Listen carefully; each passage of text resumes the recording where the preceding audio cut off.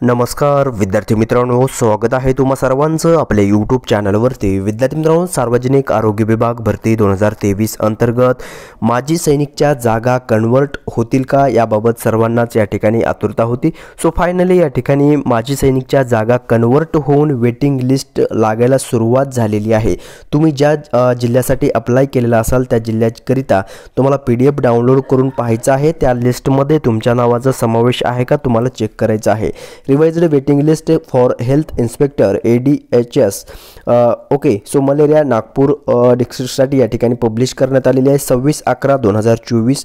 तसेच विद्यार्थी मित्रांनो, या ठिकाणी तुम्ही पाहू शकता eligible and not eligible candidate list and objection notice देखील या ठिकाणी प्रसिद्ध करण्यात आलेली आहे।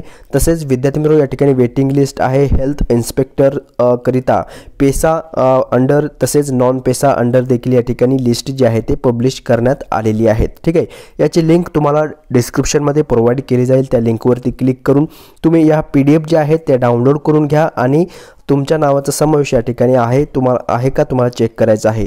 Okay, waiting list 6 for staff nurse government male आणि फिमेल देखील या ठिकाणी प्रसिद्ध करण्यात आलेली आहे। ठीक आहे, सो अशा प्रकारची सार्वजनिक आरोग्य विभागाअंतर्गत अपडेट प्रसिद्ध करण्यात आलेली आहे।